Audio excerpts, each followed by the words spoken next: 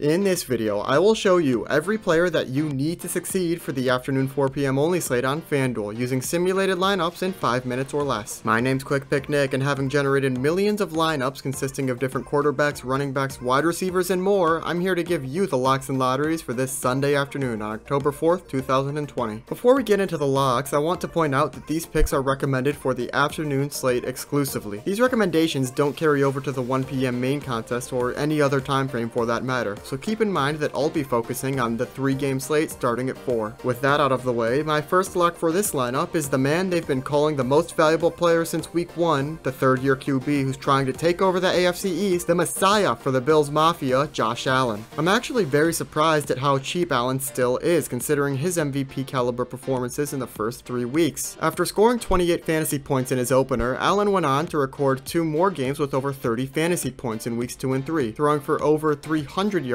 in 2 of the 3 games he's played so far, and over 400 in the third. Allen's game through the air is not his only appealing facet either, as he has recorded a rushing touchdown himself in 2 of the first 3 games. The fact that Allen isn't ranked at the top QB on FanDuel is a missed opportunity for them, and we should be able to capitalize here by starting the lineup with the player who has been averaging over 30 fantasy points per game. For the second lock, my model selected Josh Jacobs. Jacobs had a tough week last game against New England, who focused primarily on shutting down Vegas' top threat. The Patriots' ability to lock down any one player in particular may be the reason Jacobs didn't see as many rush attempts as his first 2 games, but that doesn't mean the Raiders won't continue to use them as they have historically. This poor performance will actually help us out here, as Jacobs' price seemed to have taken a considerable hit for this Sunday, meaning we are able to get him for cheaper than what his projections suggest. Jacobs will likely get right back on track in week 4, going up against a Bills defense who won't be able to target Jacobs as effectively as the Patriots, and who also allowed over 100 rushing yards to Darrell Henderson in week 3. The next lock of this lineup is another running back, that being Clyde Edwards-Helaire, as the commentators on Monday Night Football made sure to enunciate correctly this time around.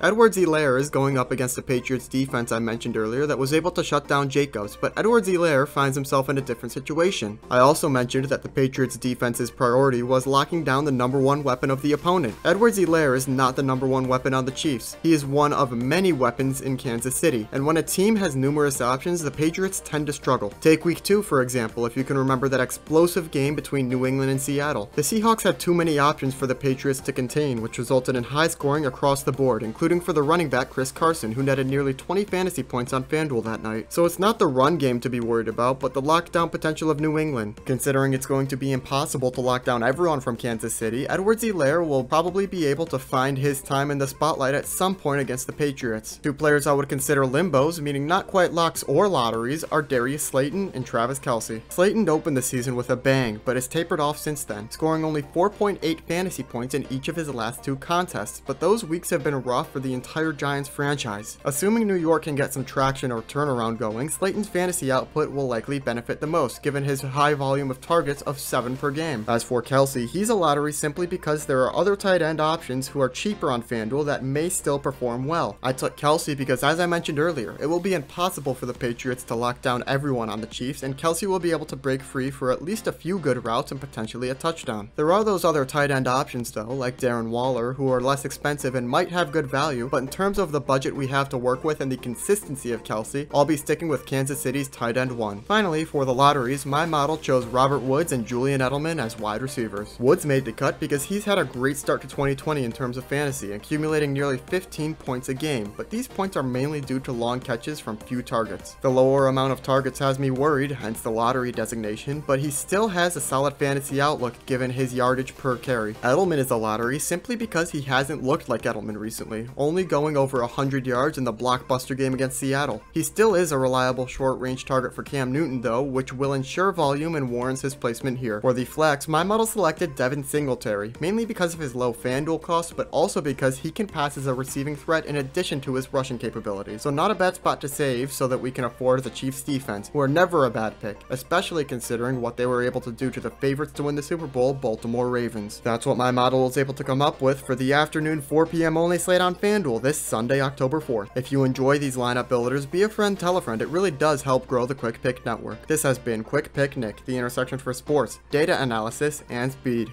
Thanks for watching.